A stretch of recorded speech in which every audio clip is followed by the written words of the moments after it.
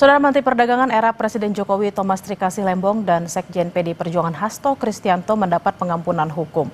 DPR menyetujui pemberian abolisi dan amnesti yang diajukan Presiden Prabowo Subianto. Dengan pemberian pengampunan ini maka Tom Lembong dan Hasto dibebaskan dari hukuman.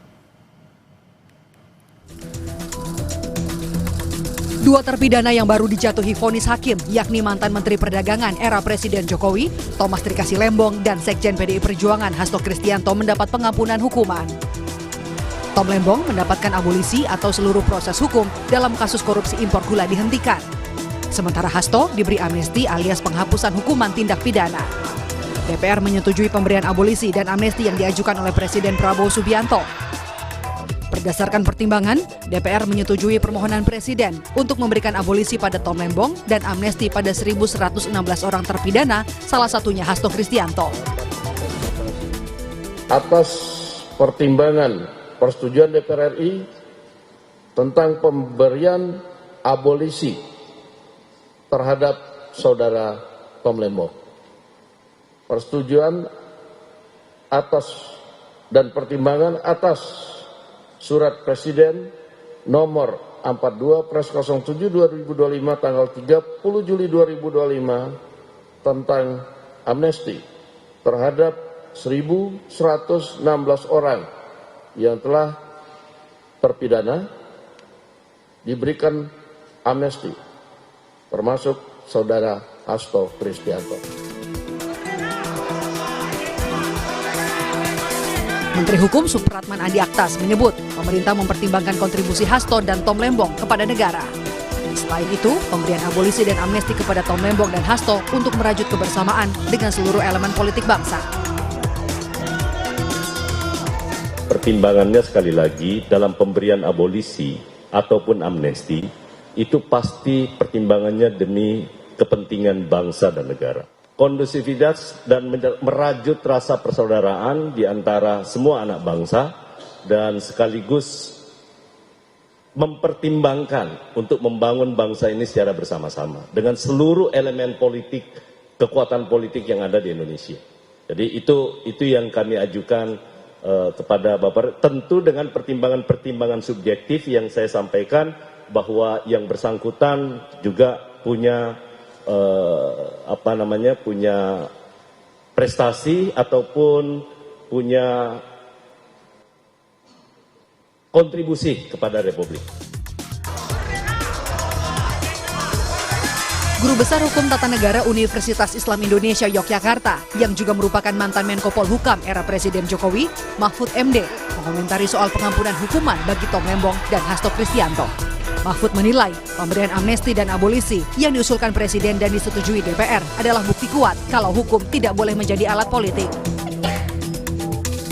Teriakan masyarakat yang bersumber dari public common sense tentang rasa keadilan sekarang membuahkan hasil. Saudara Hasto Kristianto dan saudara Tom Lembong yang keduanya telah divonis dijatuhi hukuman penjara oleh pengadilan negeri, sekarang mendapat amnesti dan abolisi yang artinya keduanya nanti harus dibebaskan.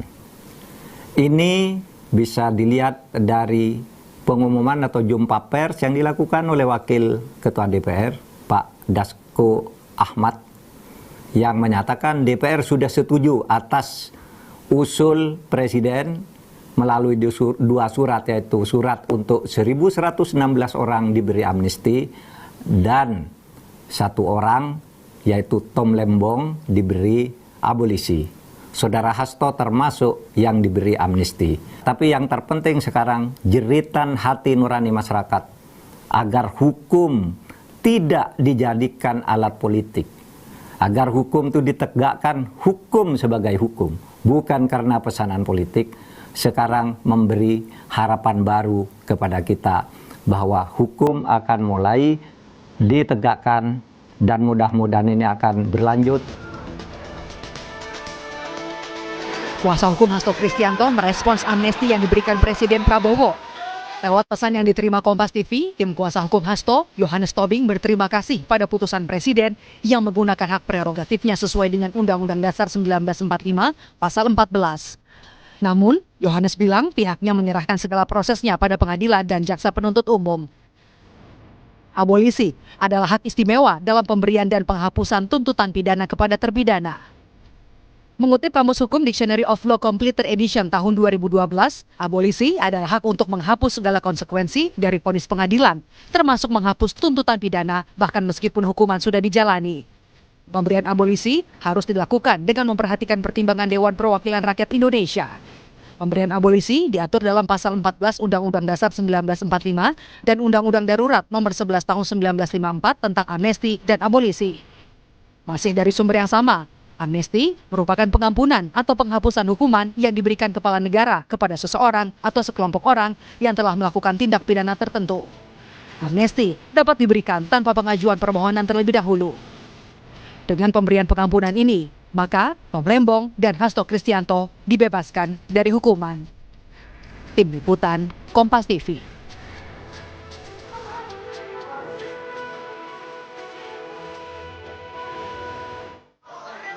Kita bergabung dengan Guru Besar Hukum Tata Negara Fakultas Hukum UII Yogyakarta, Profesor Mahfud MD. Selamat siang, Prof. Mahfud. Apa kabarnya siang hari ini? Ya, Bella. Baik. Saya di Jogja dalam keadaan baik. Puji Tuhan, alhamdulillah. Prof. Mahfud, apa tanggapan Anda soal penghapusan hukum bagi Tom Lembong, soal aturannya dan juga timing yang diberikan pasca vonis? Karena ada juga yang berpendapat bahwa abolisi harusnya diberikan setelah harus diberikan ketika pengadilan sedang dalam tahap penyidikan atau tahap penuntutan, bukan setelah diputus pengadilan. Bagaimana pendapat Anda, Prof? Ya, pertama kalau kesan saya merasa sangat gembira ya. Di malam juga tidur dengan nyaman, tidak terhantui oleh pikiran-pikiran lain yang yang agak buruk, tapi semuanya menjadi manis rasanya. Jadi benar nih yang dilakukan oleh Bapak Presiden, karena proses pengadilan terhadap Tom Lembong dan Hasto itu kan jelas sekali sangat politis, bukan hukum gitu. Dan nampaknya dipaksakan untuk keduanya. Dan oleh sebab itu, lepas dari soal definisi, kalau definisi ada yang mengatakan seharusnya diberikan dalam penuntutan, sebelum vonis dan sebagainya, itu teorinya begitu. Bahkan teori tentang amnesti dan abolisi itu di Indonesia sudah lama tidak menganut teori, tapi menganut praktek yang berlaku yang tidak sama dengan definisi yang tadi kata Mbak Bella itu tidak benar. Seharusnya saat dituntut, sebelum divonis itu enggak. Amnesti itu aturannya sebenarnya teori dasarnya adalah satu, pemberian pengampunan sebelum diproses pengadilan. Amnesti. Kalau abolisi ketika sedang diproses. Nah, tetapi dalam praktek di Indonesia amnesti itu, terutama sejak zaman Pak Habibie, dulu orang sudah divonis, sudah lama di penjara pun diberi amnesti, seperti Bintang Pamungkas gitu, Muchtar Pakpahan gitu. Dan oleh sebab itu tidak perlu diperdebatkan lah soal definisi-definisi itu. Yang Anda kutip tadi dari Kamus Umum tentang arti amnesti dan arti abolisi itu benar, tetapi juga tidak dilanggar sama sekali oleh keputusan Presiden untuk memberi amnesti dan abolisi ini. Itu aja. Jadi kita harus sambut gembira. Ke depannya hukum tidak boleh lagi memberi kesan dipaksakan karena pesanan politik. Itu kan tidak bisa dihindari bahwa ada kesan pesanan politik, apalagi kemudian vonis hakimnya itu ngaco gitu ya. Terasa sekali bahwa itu didikte oleh kekuatan politik di luar independensi dirinya. Itu yang terjadi misalnya pada vonis Tom Lembong maupun pada Hasto. Begitu Mbak Bella. Kita bergembira ada pembebrakan hukum. Bergembira, tidurnya bisa lebih nyenyak daripada hari-hari sebelumnya. Nah, kaitannya soal timing nih Prof, kan baru banget di dua-duanya divonis minggu lalu, kurang lebih minggu lalu. Lalu di minggu ini sudah ada langsung keputusan untuk abolisi dan juga amnesti.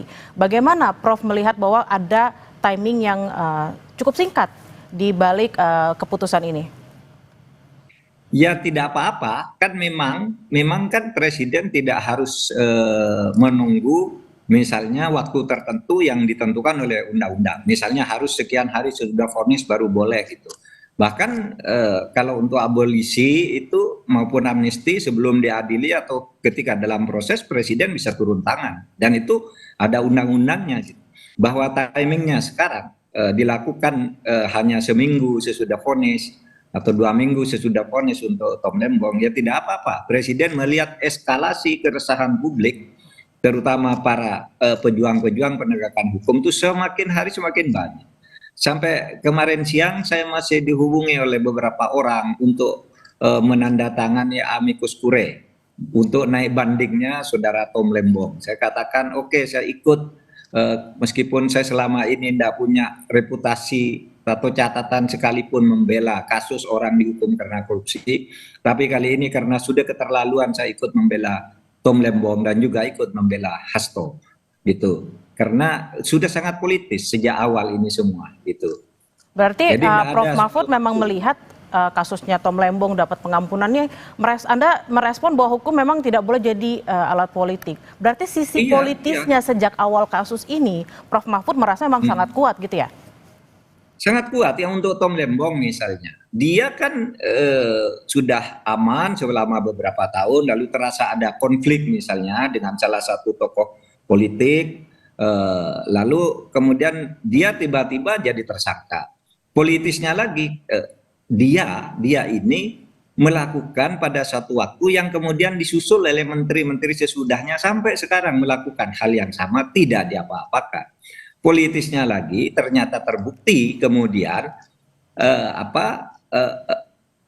yang dilakukan oleh Tom Lembong itu bukan salah karena itu atas perintah atasan gitu, tidak ada mens rea sama sekali, sehingga wah ini jelas ini sangat politis, hukumannya dipaksakan. Sama dengan Hasto, itu politisnya apa?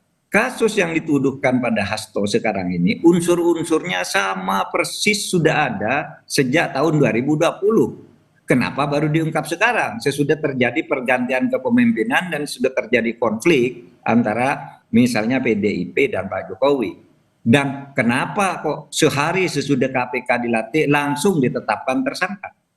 Gitu.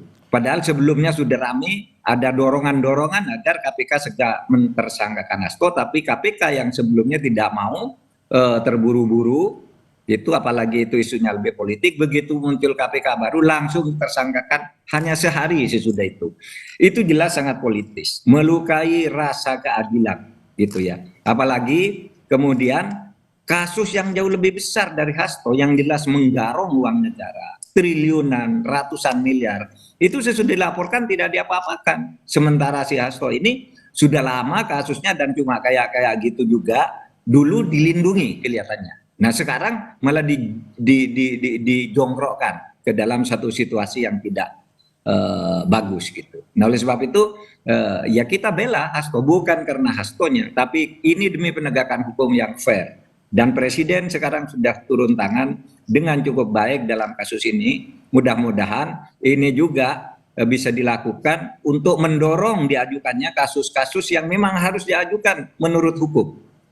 Memenuhi syarat menurut hukum untuk diajukan ke pengadilan dan mencegah orang dikriminalisasi atau dipolitisasi seperti yang terjadi pada Lembong dan Hasto ini.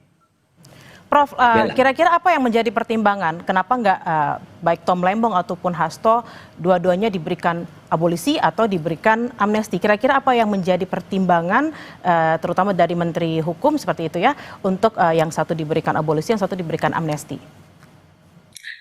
Saya juga masih menunggu karena kalau amnesti itu kan teorinya diberikan kepada orang sebelum diadili. Tapi dalam prakteknya itu Pak Habibie memulai kepada orang yang sudah dihukum pun diberi amnesti namanya. Waktu zaman Pak Jokowi memberi amnesti kepada orang yang sedang dihukum yaitu Saiful Mahdi, itu sudah mau habis masa penghukumannya lalu segera diberi amnesti agar dia tidak selesai menjalani hukuman. Kalau selesai menjalani hukuman itu namanya diberi rehabilitasi atau gerasi gitu. Nah kalau amnesti itu sebelumnya. Nah ini diartikan oleh pemerintah sejak zaman Pak Habibie itu, sejak zaman Pak Jokowi, sejak zaman Pak SBY diartikan sebelum inkrah. bukan sebelum diadili atau sedang proses diadili. Nah, dalam hal ini kasus Tom Lembong dan Hasto ini saya juga belum tahu apa bedanya sih, kan sudah sama-sama vonis, sudah sama-sama diadili. Nanti kita lihat saja bunyi kepresnya apa. Kan untuk masing-masing itu kan pasti ada alasannya gitu. Dan yang untuk Hasto ini kan banyak memang. Amnesti kan biasanya kolektif ya. Kalau abolisi itu personal, pribadi kepada orang. Kalau kolektif itu misalnya pengikut pemberontakan Kahar Musakar yang pimpinannya udah dieksekusi, maka pengikutnya tidak akan diadili, turun masuk ke pangkuan Republik. Itu kolektif, banyak sekali. Sama dengan PRRI dulu, pimpinannya kamu turun dari hutan-hutan kembali ke kota, mari membangun Republik, kamu tidak akan diadili. Itu namanya amnesti sebelum diadili. Tapi sekarang dalam praktek hukum sudah berubah. Tidak apa-apa, substansinya yang dilakukan oleh Pak Presiden ini menurut saya sangat tepat dalam situasi politik seperti sekarang ini, ketika politik sedang mau menjadi panglima ke arah yang lebih anarkis di tingkat masyarakat dan menjadi agak elitis di tingkat pemerintahan. Nah, langkah yang dilakukan oleh Pak Prabowo ini salah satu kunci untuk menuju perbaikan. Oke, Begitu, Prof. Bella. Lalu Prof kan sudah diberikan, Presiden sudah meminta izin ke DPR, DPR sudah memberikan persetujuan. Lalu setelah ini apalagi prosesnya, Prof?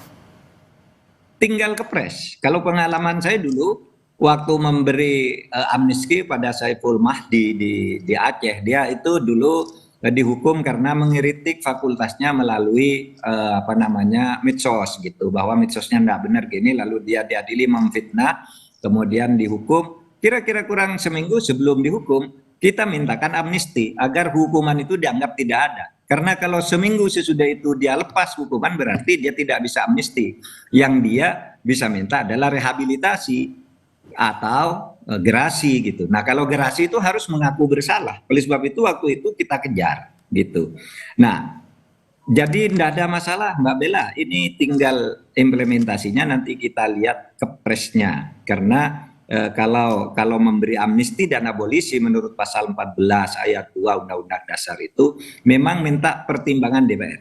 Tadi ada yang menyebut-nyebut bagaimana Mahkamah Agung, bagaimana Jaksa Agung. Tidak perlu. Kalau amnesti dan abolisi tidak perlu pertimbangan Mahkamah Agung. Kalau gerasi dan rehabilitasi baru minta pertimbangan Mahkamah Agung. Kalau Presiden itu secara internal biasanya paling manggil Jaksa Agung, Menteri Hukum dan HAM ditambah Kapolri. Gimana ini gini, saya buat ini, cuma itu lalu disampaikan ke DPR. Tapi itu tidak ada sebenarnya keharusan ditempuh menurut konstitusi minta pertimbangan ke Jaksa Agung atau polisi, tapi di internal kepresidenan sendiri biasanya manggil menteri-menteri dan Jaksa Agung dan Kapolri biasanya.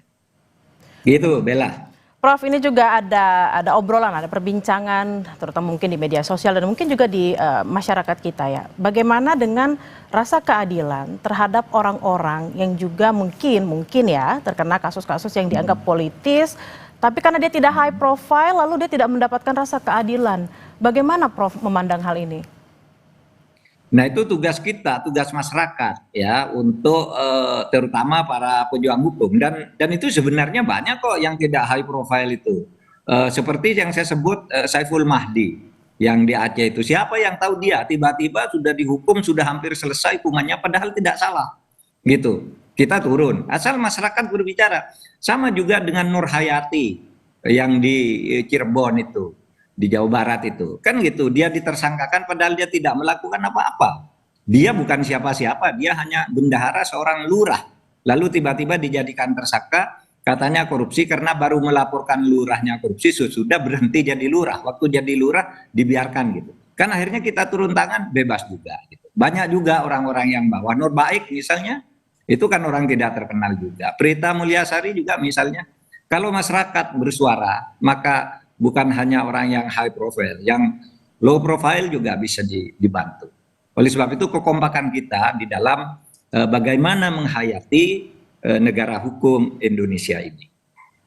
bagaimana kita harus menghayati negara hukum di Indonesia dan agar jangan ada lagi nih politisasi dalam hukum. Jadi kita semua masyarakat harus terus bersuara apabila menemukan ketidakadilan dalam hal apapun. Terima kasih atas waktunya siang hari ini Prof. Mahfud MD, Guru Besar HTN UI Yogyakarta. Sehat-sehat selalu Prof.